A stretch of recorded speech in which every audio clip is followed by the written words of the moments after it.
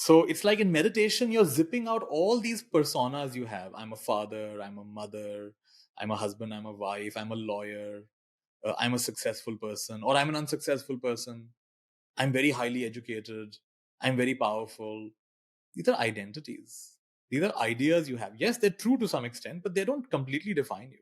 And I used to think consistency means meditate 1 hour in the morning, 1 hour in the evening every day. And if I'm going really well, then one day if I stop, then I beat myself. Oh, I dropped a day. I dropped a day. I didn't do 1 hour. I did half an hour. And I would get upset. I realized I'm not in a sprint. I'm in a marathon. If you approach a marathon with the energy of a sprinter, you'll be done in 10 minutes or in 10 days. You cannot approach. This is a lifelong process.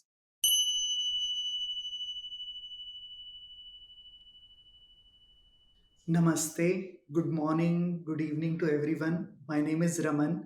Welcome to this new episode of Idanim Inspirations.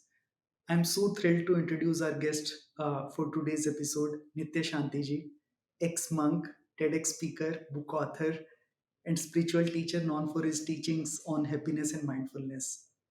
Nithya ji has a knack of explaining the mystical concepts of mindfulness in the most lucid way.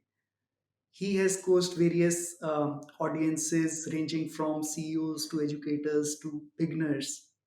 When I met Nityaji for the first time at his place in Pune, the first thing that he said was, "Give me a hug." And that really set the tone for a very warm and deep conversation. So, welcome Nityaji to Idanim Inspirations. So glad to have you with us today. So, let's get started. Thank you, Raman. It's my pleasure to be here with you. And even though we are doing this virtually, it does feel like we are having a face to face conversation. And I'm looking forward to having a heart opening and a very, I would say, frank and authentic conversation on whatever questions you have for me today. Thank you. Thank you. So let's get started. And my first question is, you were a monk for 6 years. Could you share how is it being like a monk? How is it different from an ordinary life? Well, actually, at one level, it's not that different because you sleep, you eat, you meet a few people, you have a bath. So, I mean, one of my teachers said, basically, all of us, we sit, we stand, we walk, and we lie down, and everything else is a story. So, at one level, it's not that different. I mean, you're just another human being. But one thing that is a little bit different is usually in our life, there's a lot of preoccupation with trying to get somewhere. Yes. We're trying to get somewhere. We're trying to become something. We're trying to get an education. We're trying to get a job or promote ourselves in our job or improve our business or improve our relationship. And there's an idea that once I get that degree, once I get that promotion, once I get that bigger house, once I pay my debts, once I, solve that case, win that case or whatever, then life will be okay. And one thing that monks have realized is there is no such time. There is no such time that then and when and all of that. So this realization has come. Hopefully, it has come. Not maybe for not everyone has come. And so the idea is, whatever is going on, wherever I am, can I find the deeper harmony? Can I find, or let me say it like this: Can I make peace with whatever is showing up instead of imposing my idea of how it should be, how it could be? And of course, we're going to fail most of the time. Even monks fail most of the time. But there is that orientation. And the idea is it's not about uh, what's the next experience, what's the better experience. But in any experience, there's a nice Zen teaching. Right here is holy ground. Right here, I build my sanctuary. And I would say that's the main difference. And of course, in specifics, there are differences in how you live your lifestyle and stuff. But I think that's the main orientation, the endeavor to find if the problem is now, the solution also has to be now only, not somewhere in the future, not when circumstances change. I think that orientation is what makes monk life or any kind of monastic life, I would say, a little different. So, one question here, did you realize it before you became a monk, or you realized it during your monastic life? I'm talking about this realization that there is nothing to achieve. Everything is here and now. I don't think I've still realized. I think I'm still. It's like, I like to say a part of us is forever arriving, and a part of us has never even left. So this is the paradox that at one point, whatever you're looking for, you already have it. But on the other hand, one can keep not valuing it. One can keep forgetting it. So the answer to your question is that in a way, I did know it before because I was obviously inclined towards things like meditation even before I became a monk. So there was some sense of it. But one doesn't fully ever know it because there is still a sense that, okay, when I become a monk, when I meditate a lot, when I deepen my mindfulness, when I'm less reactive, when I don't have such strong inner storms of emotions or whatever, then life will be good, right? So there is some idea of spiritual progress will finally make it better. So that is not as maybe as lost as finally when I get something I will be better, but actually it's not that far off either. That you're still imagining that being in a certain place, living a certain lifestyle, getting some kind of accomplishment will create a shift. So I just think it gets subtler and subtler, the sense of somehow somewhere I will finally get that thing that will satisfy me. I mean, one of the things which is I think slowly and still dawning, but I would say it like this, that just relax this need for life to somehow match your idea of how it should be.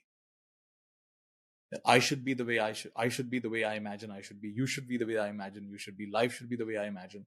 All these imaginations could be, would be, should be. I was reading yesterday this there was this English mystic called Thomas Traherne, and he made a distinction between man's world and God's world. He said man's world is the as if world, and God's world is the as is world. I found that a very beautiful way of saying it, right? As if is, my conventions, my idea. You ask me who I am, I tell you, you tell me stories about me, I tell you stories about you. These are all conventions. But what is, as is, this is the world of God. In the as is world, it's already heaven. In the as if world, it is always less than heaven or perhaps even hell, because it's some imagination of how it should be, could be, would be. So I would say it's a winding road. You're kind of, I would say, you're dancing around the fire, and once in a while you jump into the fire, and it's not a bad thing to jump into the fire. It's a mystical fire. It burns the remnants of whatever you imagine is. All you're left with is what actually is. Beautiful. And why did you choose to become a monk? And why did you choose to come out of your monastic life? One can say I chose, and I can tell you example of how I chose, but I really think it's equally good to say, or equally true to say, that these things choose us sometimes. I don't know why I chose it. Maybe it chose me, because from a young age somehow there was an orientation towards, I would read Amar Chitrakatha comics, and I would pretend to be like a rishi. I have photographs of myself at 4 or 5 years old sitting like a rishi, like this. Like what, आप who Rishi can, हो like a rishi, आप like some ऋषि kind हो of rishi गए muni, huh?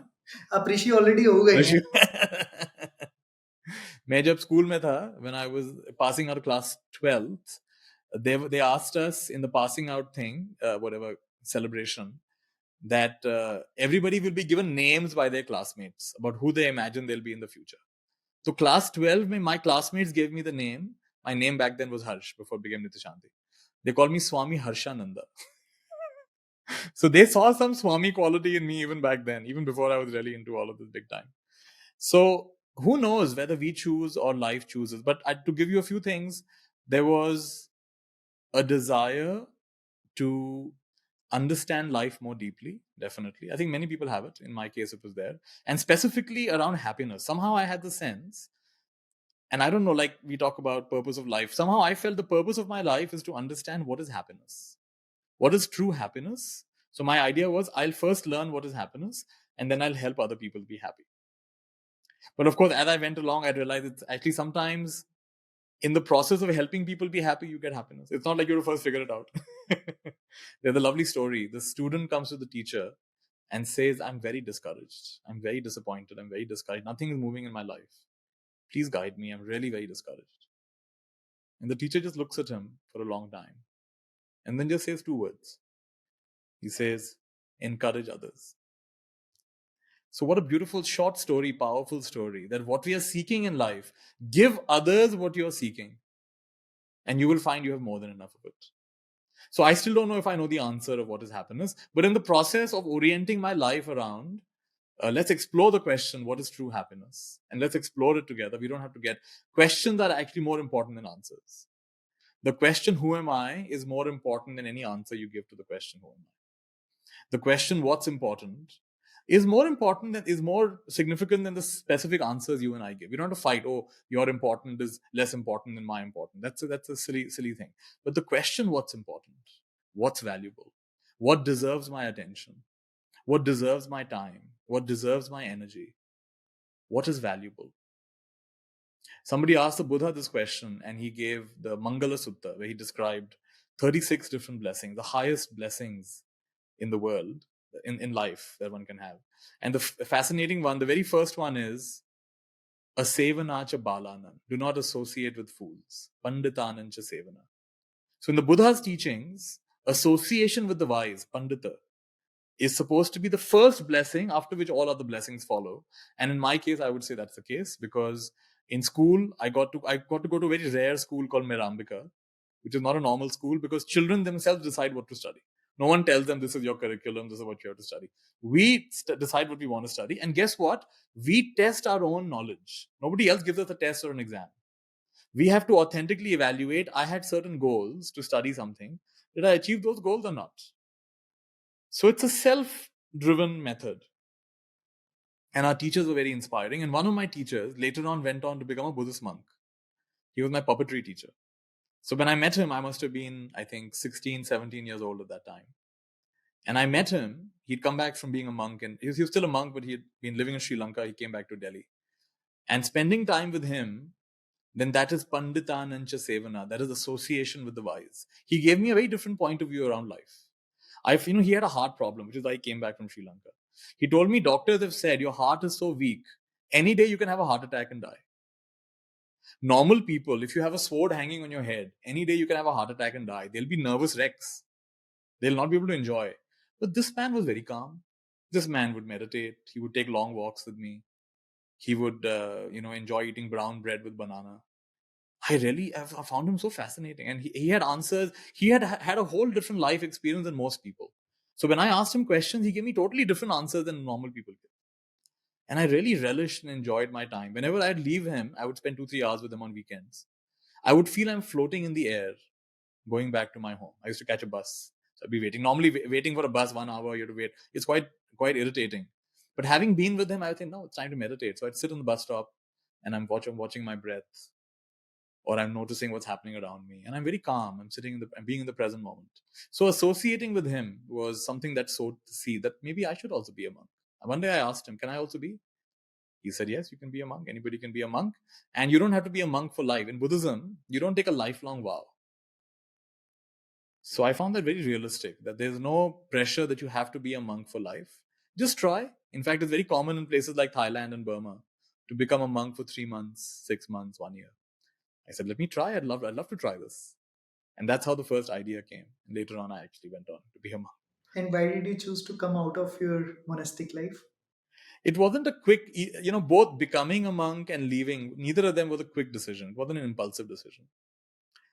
And the short answer to your question is, there was some movement deep inside of me that said, go in this direction. And there was some deep movement inside of me that said, this chapter is over, now move on. Now, of course, one can give other reasons that this happened, that happened. But actually, my deepest sense was that life was taking me in a direction which was not limiting me to the Buddhist perspective. See, the Buddha is offering a perspective, a very powerful perspective, very valuable perspective. Even within Buddhism, we have the Theravada perspective, the Mahayana perspective, the Vajrayana perspective. Right? And of course, within that, there are so many subtle further differences. Very broadly, you have monks oriented towards study, monks oriented towards meditation practice, monks oriented towards social service. Right there you have, and this is true for all schools of Buddhism, there are those who are more involved with the lay people. There are those that are more scholastic, monastic, writing books, academic, I would say, academic, scholastic, and there are those that are more practice oriented. Right? And one is not necessary. Each one will say that ours is the most important. The scholars will say, unless you know the teachings, you're going to be doing the wrong thing. The monks will say, oh, that's fine, but you got to practice. And the lay people will say, the ones who are working with the lay people will say, you people are stuck in your little ivory tower. Meet people where they are. They're struggling, they're suffering. Support them. That's where the real dharma is. So there are so many points of view. There are so many perspectives. And in my case, allowing myself to get a taste of all of that made me realize that there is somehow life was leading me in a direction with beyond just the Buddhist frame. And I could see that, wow, there is a Sufi frame. There is a Advaita Vedanta frame. There is a frame of energy healing. There is a frame of looking at life in terms of how can I take my skills and contribute in a very powerful way.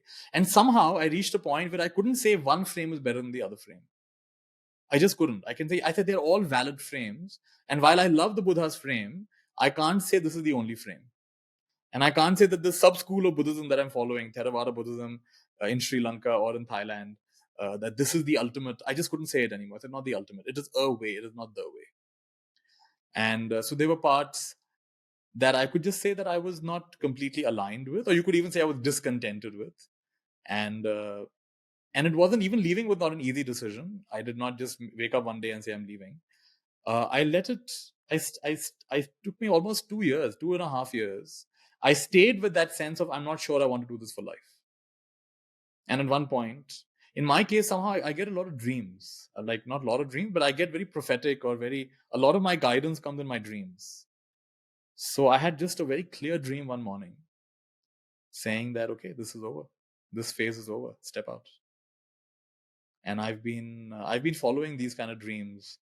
That's my way of deciding, right? I just get clarity. A lot of my courses or my retreats come in the form of a dream, and then I just follow through with that. So that's how I left being a monk. In your book, Unburden, you have emphasized on the importance of non resistance. Now, how do we not resist to difficult emotions, negative thoughts, situations? Actually, the deepest part of us is already not resisting.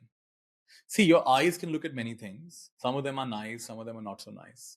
But your eye doesn't resist. Unless it's like a very bright light, then of course your eyes will shut. But when your eye scans something, your eye takes it all in. Your ear takes it all in. Smell, taste, touch, takes it all in. And of course, at some level, your senses will be uncomfortable. But beyond that, your consciousness just takes it all in. At the deepest level, we actually don't resist. Then it is a layer of, oh, I don't like this. I want more of this. So it's pleasant. So immediately a sense of, oh, I like this. I want more of this. Or unpleasant, oh, no, I don't like this. Move away. So that's a very deep programming. But at the level of raw awareness or raw experience, there's actually no resistance there. So one of the ways I practice this is I ask these simple questions to myself. Or I actually just make these statements. Like, for example, suppose I'm sad. So I'll start by saying I'm sad. I'm sad. Now I'll add one line to it. I'm feeling sad. Now notice the big difference between I am sad and I'm feeling sad. I am sad is an identity. I'm sad. But I'm feeling sad. I'll feel many things in the day. I'll feel happy, I'll feel sad, I'll feel enthusiastic, I'll feel bored. And I happen to be feeling sad. So that's a wonderful distinction. I'm feeling sad. Now I can also say, I am aware that I'm feeling sad. Interesting. So now this is like meta. I've gone one level up. I'm aware that I'm feeling sad. So like there is a part of me that's feeling sad, but a part of me is just aware, just watching. Drashta bhav, sakshi bhav. Sadness is welcome. Sadness is welcome. So what does welcome mean? The resistance we were talking about. The moment I say it's welcome, resistance has fallen away. It's already here, so it's welcome. What's already here is welcome. Why is it welcome? Because it's already here, it's too late. I can't fight it anymore. So it's welcome. So the moment it's welcome, the resistance has gone away. And now you can go even deeper if you're ready for that, which is awareness and sadness are not two, are not separate. Just like a mirror and the image on the mirror are actually not two. Just like the sky and the clouds are actually not two. Just like a movie screen and the picture on it are actually not two. This is a unified experience. It is not me experiencing something. It's just an experience. You could even say it's an experience experiencing itself. So look at how beautifully we went from being identified. In a way, we were stuck with it. We were glued with it. I am sad. To we opened it up a little. I'm feeling sad. I'm aware I'm feeling sad. Sadness is welcome. And then we finally say awareness and sadness are not two. So in a way, I went from identification to another kind of higher identification. I would say unification, not identification. It's unification. And then there's no one is maximum resistance and one is maximum allowance, right? So that's one way. There are so many ways one can. In fact, one of the things I've enjoyed in my journey is to learn all these different ways to come out of fixation. One way of just calling what you're calling resistance is it's a kind of fixation. It's a fixation of thinking. It's a fixation of resistance, some kind of fixation.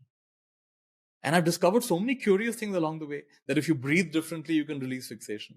If you were to take 6-second breaths, let's just try taking a deeper breath.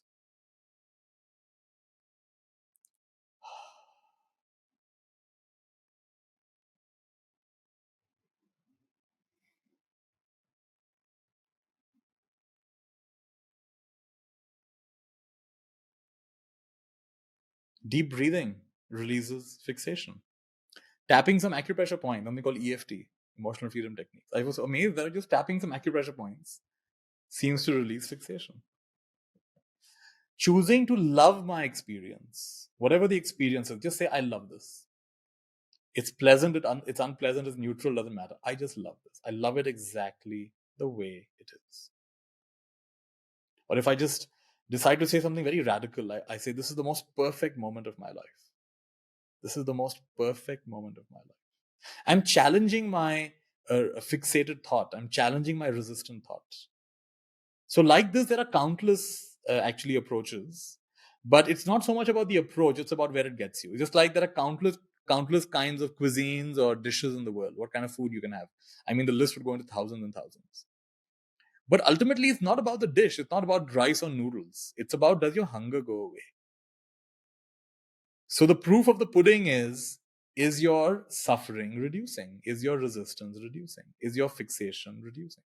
And if so, I like what Osho said. He said, his definition of truth is, the truth is what works. If it works, it's true. If it doesn't work, at least for you, it's not true. Maybe true for somebody else, but for you, it's not true. So this I found to be a good approach. And for me, I would love for people to not just have one or two, but many, many different ways of coming out of their fixations, coming out of their resistance. And really develop your confidence that we can't always control what happens in life. Yes, sometimes unpleasant things will happen. Sometimes unwanted things will happen, but I'll be able to roll with it. I'll be able to flow with it. Right? That confidence I would love for all of us to have.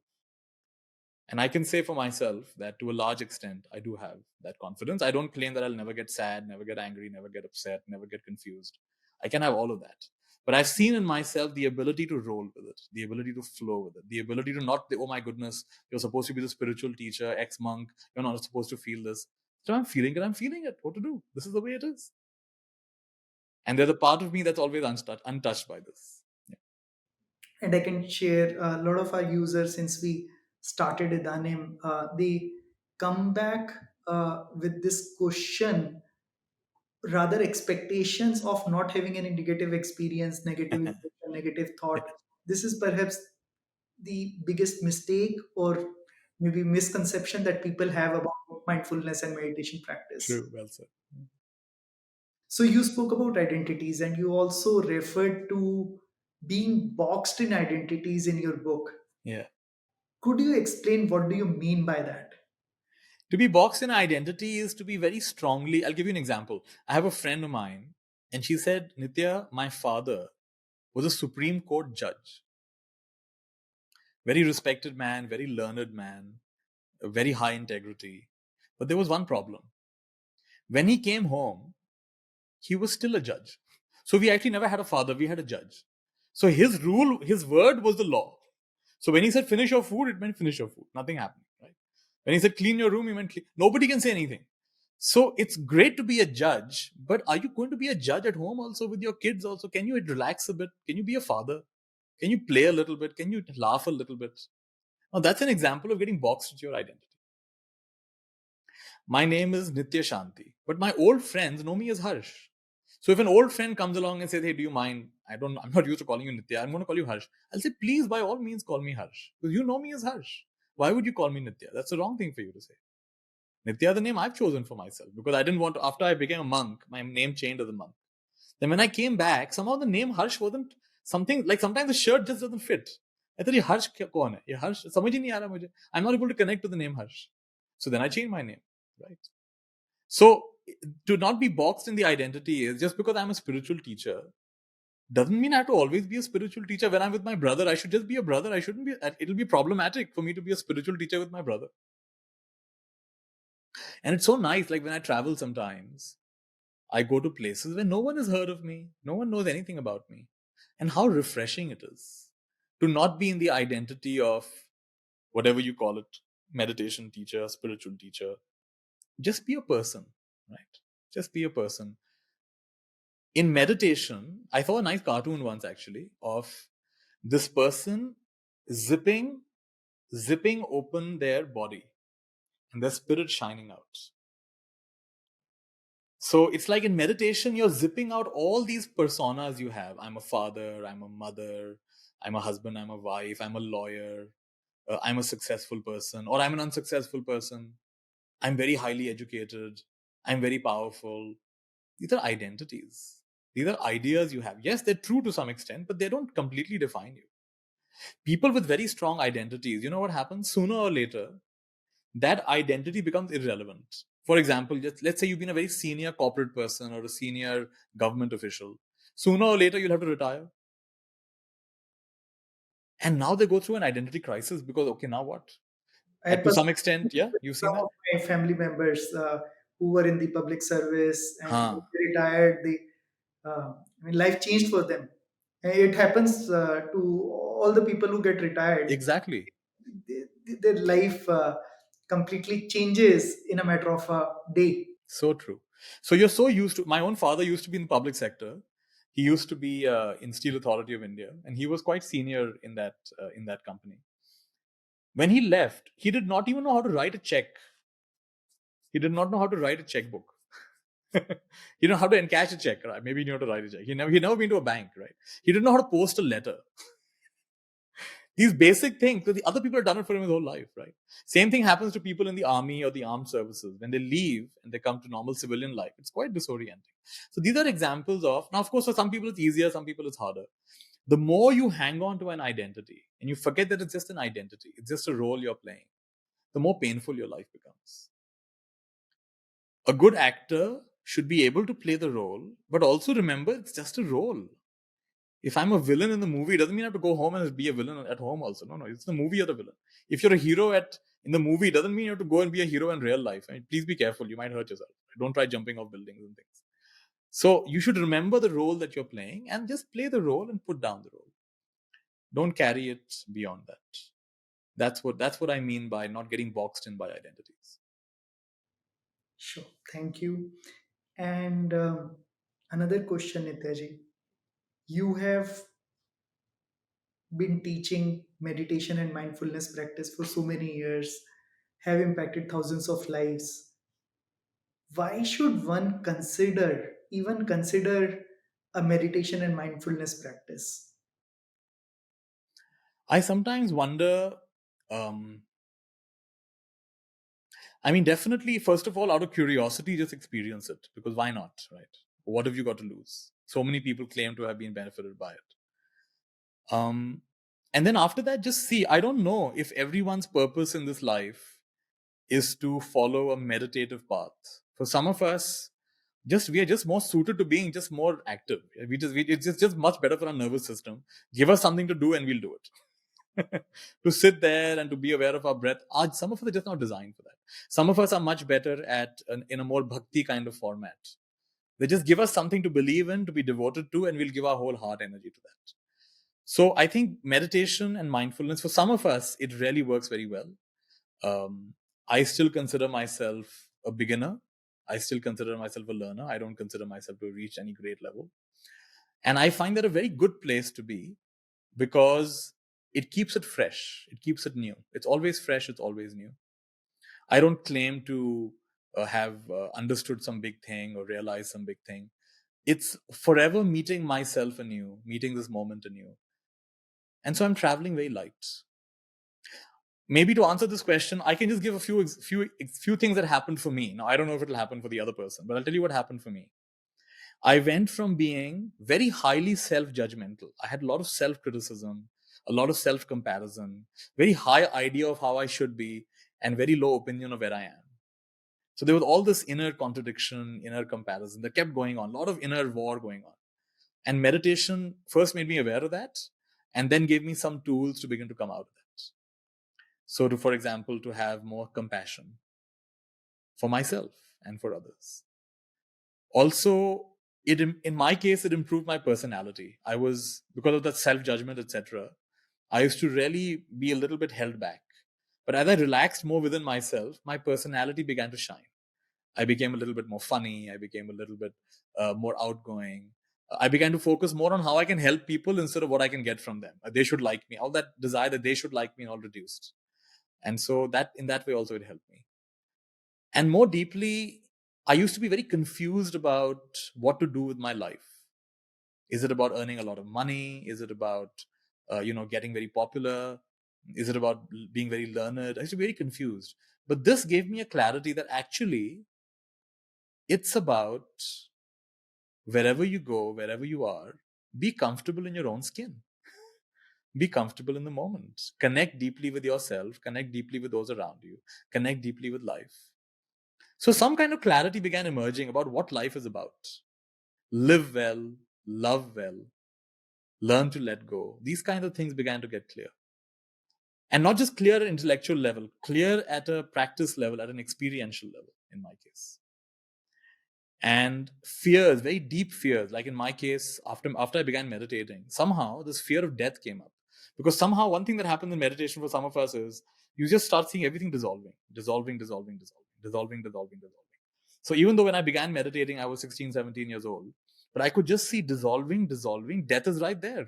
Dissolving, dissolving, death is right there. I said, death is around the corner. So a deep fear came up. I'm not ready for death. I'm not ready for death. But the poison is also the medicine. So that fear of death and the sense of I have to practice well made me a monk. And that monk life made me practice more intensively. And then somewhere in that process, the poison became the medicine. The wish became the amrit. And so somewhere this sense of, oh my God, what will happen, became what will happen will happen. Were we ready for birth? We just got born. Will we be ready for death? We'll just die, or whatever has to die will die, right? So there's a lot of, in my case, I would say these are some of the benefits I've experienced. However, I used to be very dogmatic that meditation is the way, and because they say if all you have is a hammer, the whole world looks like there are nails. So you, as a young person, I used to just, any problem you told me, I would say, yeah, you don't meditate. You should be meditating. I would almost evangelical about it, and I would really encourage my friends. Some of them are even thankful. They say, oh, thanks to you, we learned meditation. But I'm no longer that evangelical about it, and I just have a deep faith that each one of us is on our own path. And even if outwardly we're not doing anything spiritual, we're just living a very normal life, there is something in that as well. And that's where I am at present. So if some of the things I've said, and the very fact that you're watching this Idanim podcast, maybe it is correct for you to explore mindfulness meditation more. But if none of what we are saying is gripping you in any way or intriguing you in any way, then maybe it's okay. Don't beat yourself up. I'm not spiritual enough or anything. That would be my answer. And just to add to that, in my experience, mindfulness is not really restricted to just sitting still, meditation या ध्यान में आप बैठे हुए हो. I was in fact talking to one senior teacher at ISKCON today itself. मैंने उनको बताया कि मैं मेरे को साइलेंस की पहली जो अनुभूति हुई थी वो मुझे वृंदावन के इस्कॉन टेम्पल की आरती सुन के हुई थी, और मुझे सेम अनुभूति तब हुई जब मैंने अपनी पहली रिट्रीट की, क्या बात। मेडिटेशन रिट्रीट की थी। तो ज़रूरी बिल्कुल। नहीं है कि आपको केवल बैठ के ध्यान में बैठ के या फिर सीधा बैठ के एक पर्टिकुलर टेक्निक फॉलो करके बहुत। आपको अ, वो चेतना जागेगी, वो ध्यान जागेगा। ये बहुत आपने अच्छा कहा, and I would say then I am in fully in agreement with this. Anything in life where you can be wholehearted, now whether that's music or sports or some other interest or hobby that you have, and you're wholehearted and you do that regularly, and you add one more element to it. You don't just do it wholeheartedly, that's like concentration or samadhi, but you also ask, कौन कर रहा है ये कौन गा रहा है, ये कौन भाग रहा है, ये कौन टेनिस खेल रहा है, who is the one who's doing this. If you add that element to it, then as far as I'm concerned, any field of activity can be a pathway to wisdom and effortlessness and flow. And you also spoke about your identity getting dropped and gaining more clarity when you started your practice. That deeply resonates with me as well. When I did my first meditation retreat, I realized for the first time that I've been carrying a victim personality. मैं 20 साल और मुझे ये एहसास हुआ कि I enjoy being a victim. That I I had been enjoying it for last 20 years, and I wasn't even aware of it. So there was a moment of liberation when I saw that, and एक हल्कापन एकदम से suddenly वो हल्कापन बयान ही किया जा सकता वो सही हुआ. बात, सही बात. And what are some of the common mistakes people make in their practice, Nitya ji? I mean, one is just like you were mentioning it earlier, this misunderstanding that somehow if I just meditate for a few weeks or a few months, suddenly my mind will become very silent, or suddenly I'll never feel negative anymore, or suddenly I'll never feel sad anymore. This is unrealistic, and this is not true. So have a more realistic orientation around this, and redefine. Like one meditation teacher, she had a nice way of saying it. She says, the days you meditate and you have a lot of thoughts, you tell yourself, wow, a lot of stress is being released today. And the days you meditate, you have less thoughts. You say, oh, today there was less stress that needed to be released. So you don't look at a lot of thoughts as a bad thing. Oh, I'm meditating wrong, or this technique is wrong for me, or I'm not a meditator. No, it's a different. If you're meditating and you notice your mind wanders so much, that's also meditation. Because normally in our life, how do we notice? We don't notice our mind wanders. Our mind is happily wandering all over the place. In meditation, you notice how much your mind wanders. That is progress. It's called metacognition, awareness of what's happening in your mind. Big realization. No, many people are not even aware Yeah. that they have continuous chatter in their mind, Yeah. and this is a big realization. This is It's a a big. huge realization. It is the beginning of the end of the illusion, to realize that it's not what's happening there, it's your thoughts about what's happening there. You're not seeing reality, you're seeing your ideas about reality. Very few people will ever in their whole life even experience this. So to begin to, अगर आपने बस नाखून के जितना अंदर गाड़ लिया, समझना शुरू किया, you just barely put your fingernails below it. It is a big thing. You put your fingernails, you'll put your whole fingers, it'll begin to really peel off. And a whole other dimension of life will begin revealing itself. And one other thing I tell beginners, or whatever you want to call them, is whatever happens in meditation is good. So if you're feeling that, oh, I'm feeling these strange sensations, I'm getting these headaches, oh, I'm feeling my body is disappearing, oh, I'm feeling some chakras waking up, oh, I'm getting some memories of bad memories from my child, it's all good. You just say one line to yourself, it's all good. Someone gets sleepy, someone gets restless, someone gets angry, someone gets super peaceful. It's all good. Whatever happens in meditation is good.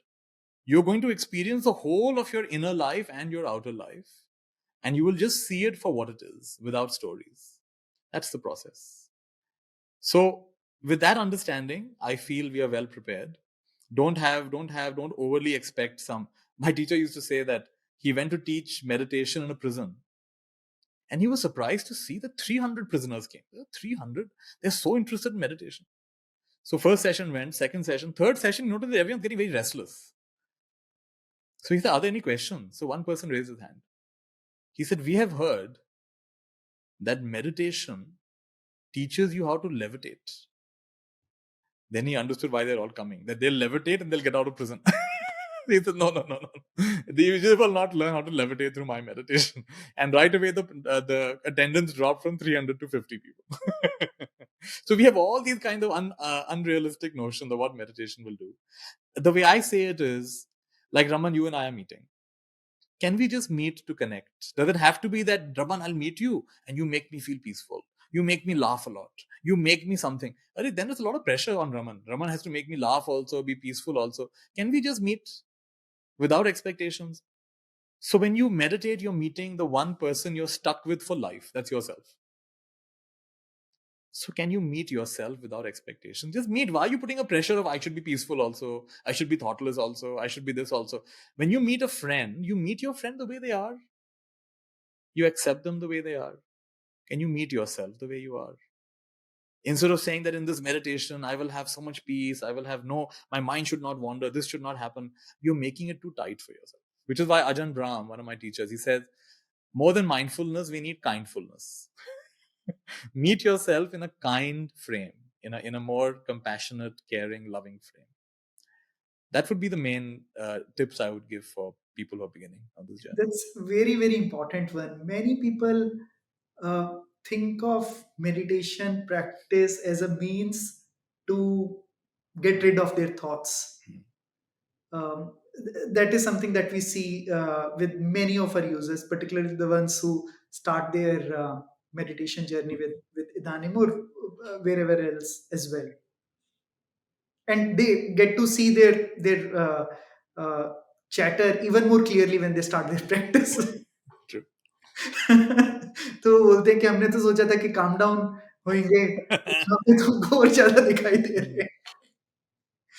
So yes, that's so beautiful. And one more thing, that's a continuation of what you said, is I often get this feedback that my relatives are saying, Arey, you're meditating, how can you get angry? Arey, you're meditating, how can you disagree with us? As though if you begin meditating, you will never have any human emotion. So please be very clear. So, the best answer to this is, how can you getting angry? You say, look, after meditating, I'm getting this angry. If I wasn't meditating, how I would be? So meditation does not mean you never get upset, you never get angry, you never, that you have to listen to now what everybody says. That's not true at all. Instead, I would say there is more willingness to say no. We should also say no. To say no actually means saying yes. Saying yes to what's actually important. So we will be able to say no without hesitating, this being a people pleaser, that, I have to always do what you like. No, I will stand up for what? Sabki suno, man ki karo. Listen to everyone and then do what resonates most deeply for you and take responsibility for it. Right? One of the things that came to me early in my meditation journey is that I'm not here to please others. I'm here to be true to myself. And that will please some and that will not please some, and so be it. And I found that to be very liberating. Otherwise, I was also a bit of a people pleaser, trying to make everybody happy. You can't make everybody happy. If you try to make everybody happy, you only make yourself unhappy. And that's another identification. It is. It's actually true. And some people find it difficult to build a consistent practice. Uh, so, could you share some tips? How can we build discipline and consistency in our practice? See, I'm going to be very honest with you. I'm myself not a very disciplined person. I'm myself not a very consistent person. This is just true, right? I have always struggled, and I still struggle with consistency and discipline. So this is what I realized. Given my personality, I need to create external systems. So when I first began meditation, what kept me on the meditation path was I had friends who would meditate. I had places I could go once or twice a week to meditate with other people. Then beforehand, I would book in my calendar, I will do a 1-day meditation program on so and so day. I will do a 3-day meditation program on so and so day. I would just put myself into those situations. So we all have to work with our own personality. Not all of us have an inbuilt high level of discipline. We have to work with our own personalities. So I have found a way to work with my own personality. And I used to think consistency means meditate 1 hour in the morning, 1 hour in the evening every day. And if I'm going really well, then one day if I stop, then I beat myself. Oh, I dropped a day. I didn't do 1 hour, I did half an hour. And I would get upset. And I realized that's a completely wrong understanding. Consistency is not that.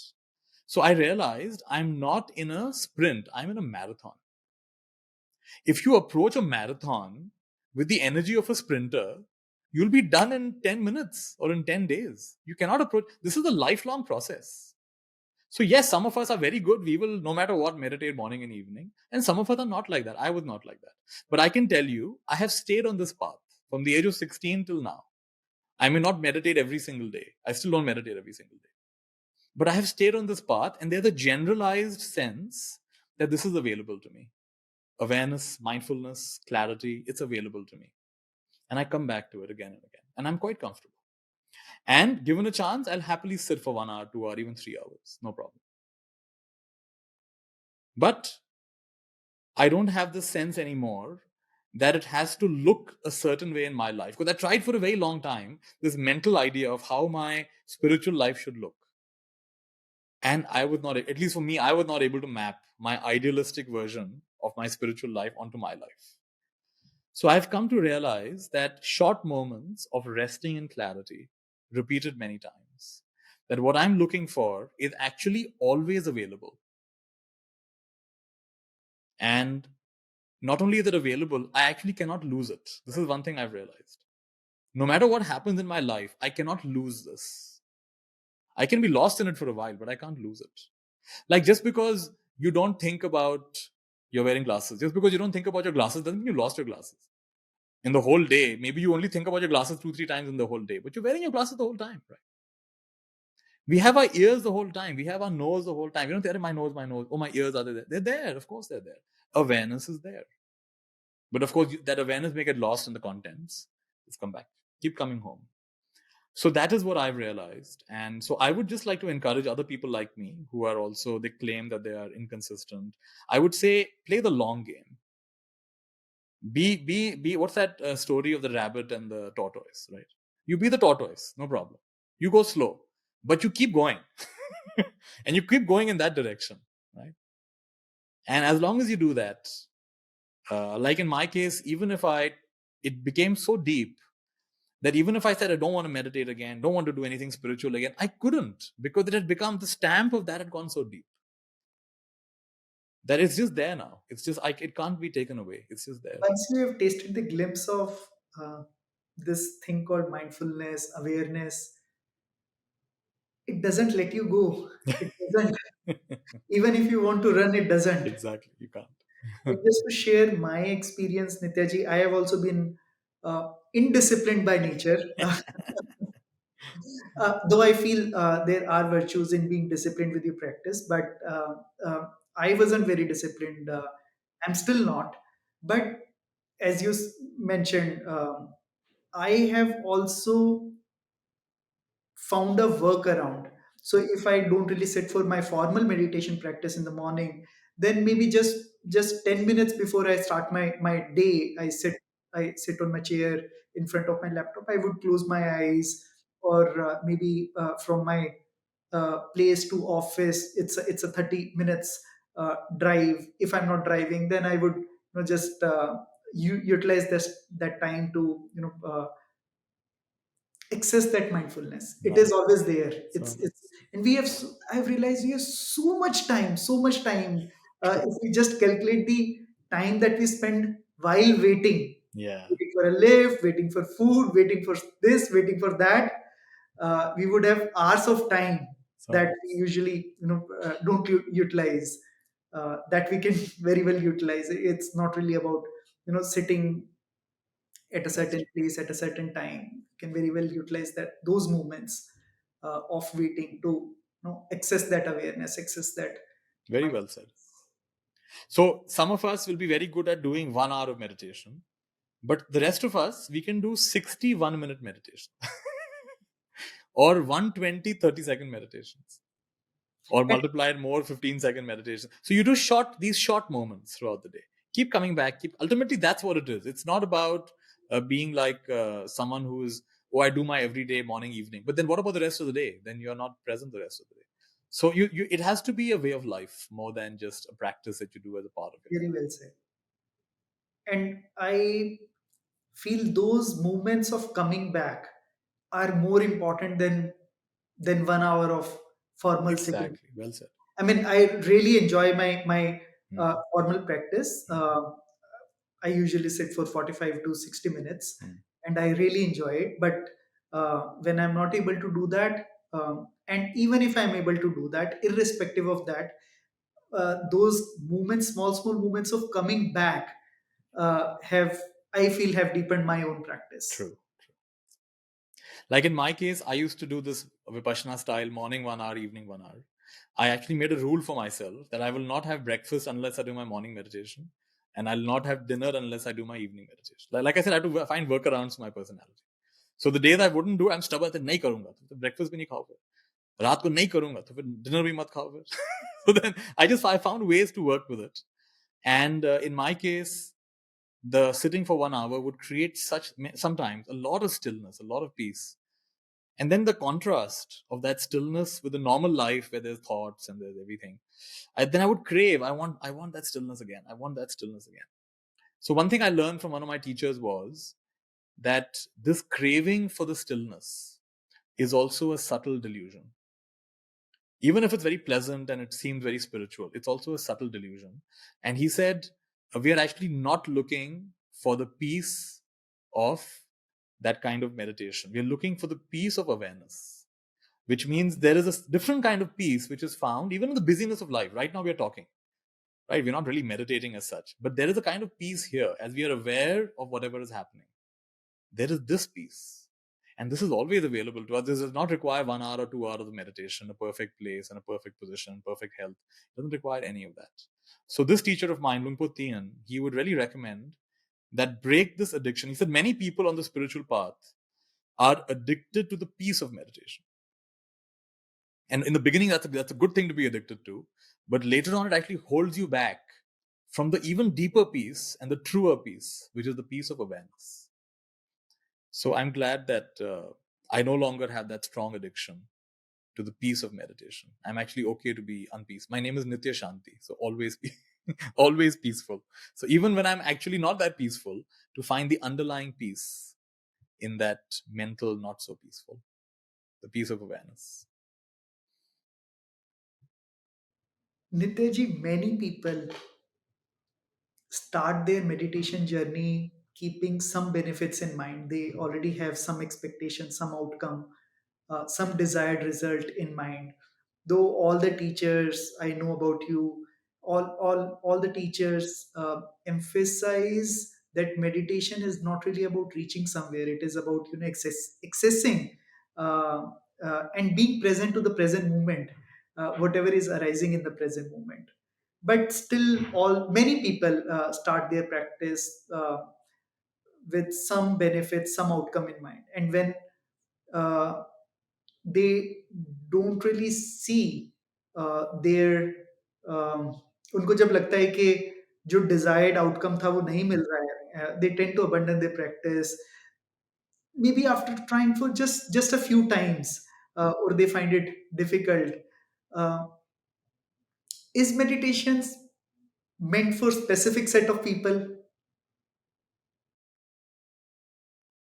Well, actually, it's for all of us. It's just a native part of our being.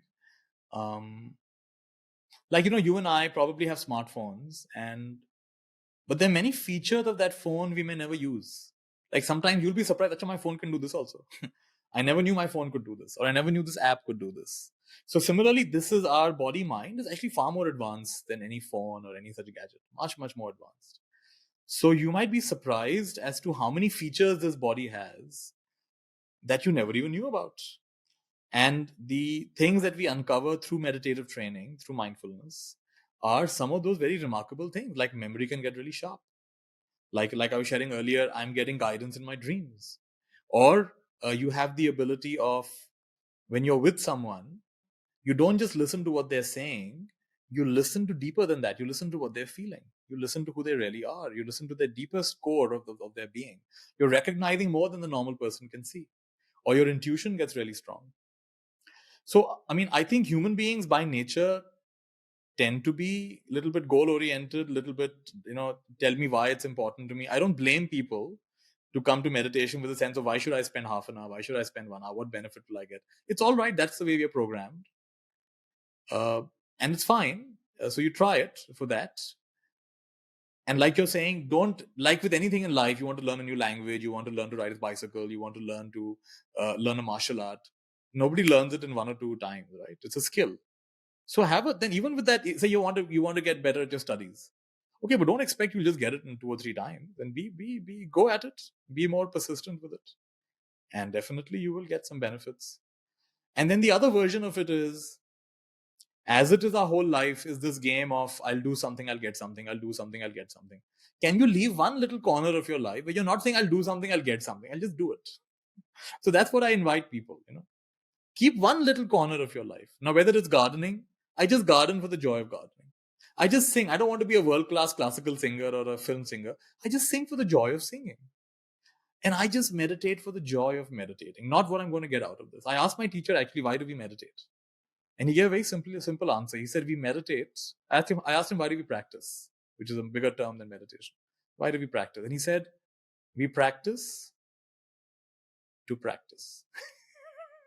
He didn't say we practice to become better people or to get enlightened or anything. He just said I practice to need practice. to. So nice, right? He just said we practice to practice.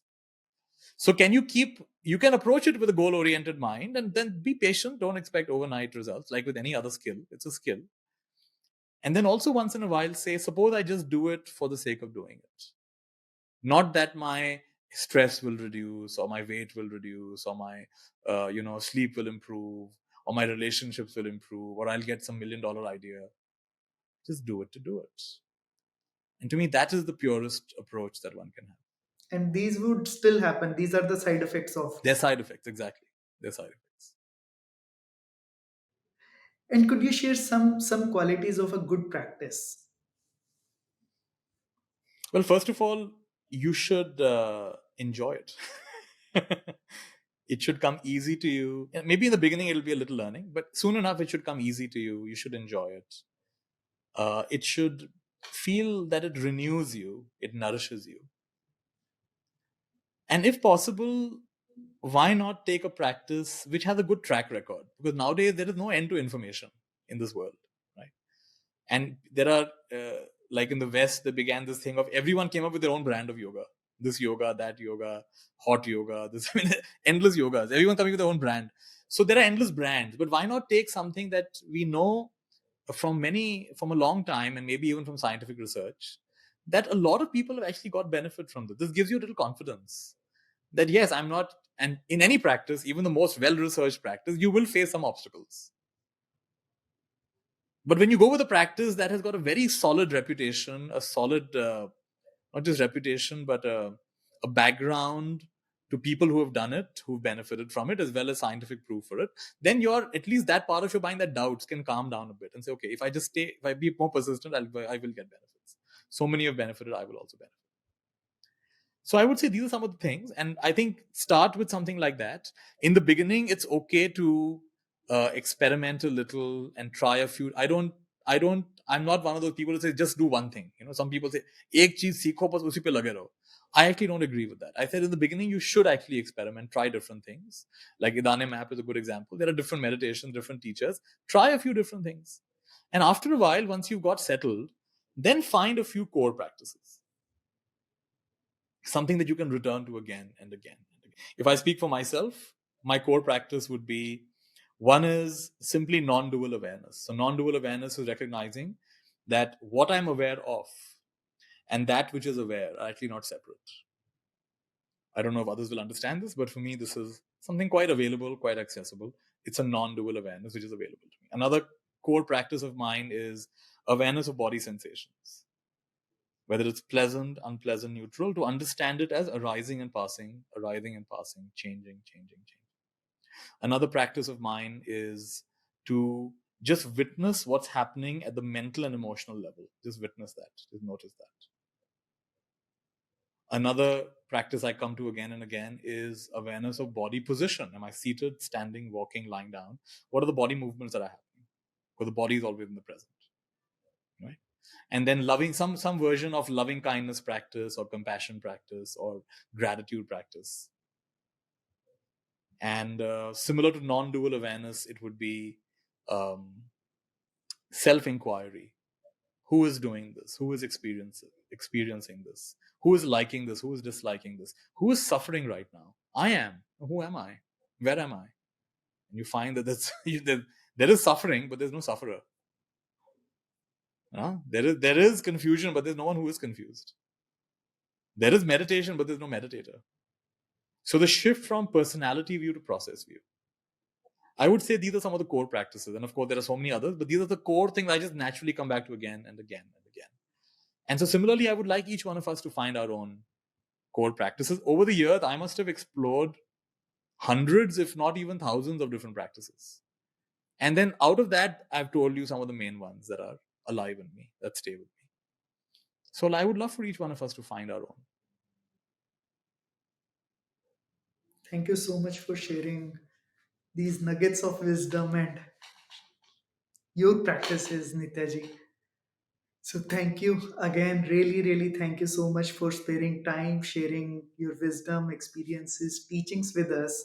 It is always fun to talk to you. It doesn't really feel like a podcast, and I get to learn every time I speak to you. So really, thank you so much for sparing time, sharing everything with us. Thank you again. And I just want to say that all the listeners, it is such an adventure. If you look at this not as, oh, I have to learn something, look at it as an adventure. Life is an adventure. You never know what happens next. And if you can look at your spiritual journey, your meditation journey, your mindfulness journey, your life journey as an adventure, then everything that happens, you just embrace it. This is part of the adventure. This is part, even the confusion, even the doubt, the mistake or whatever, that was part of my adventure, I guess. There was this urgency to try to get somewhere in the beginning part of my practice. I want to get somewhere. I want to get somewhere. I want to achieve whatever this is, nirvana or liberation or freedom, or I want to get somewhere. And as that over the years, it relaxed a bit. And I could just enjoy the process. It was like, all right, I don't know if I'm going to get there or whatever it is, but I'm just going to enjoy the process. So when walking, just walk. When eating, just eat. When listening, just listen. When confused, just be confused. When sad, allow yourself to be sad. When crying, just nicely cry. Have a good cry. Your eyes get clean. It's nice to cry once in a while. When laughing, just laugh. And that's the beauty, that's the grace. So I want to appreciate you and your team, Raman, for all the amazing work you're doing to make these things available to countless people. And ever since Idanim has gone free, even more people can access it. And I would like all the viewers and all the listeners to take full advantage of this amazing resource shared so open-heartedly. And I wish you all the best. Thank you, Nityaji. Thank you. Thank you. Lovely meeting you again and looking forward to seeing you soon. All right. Namaste.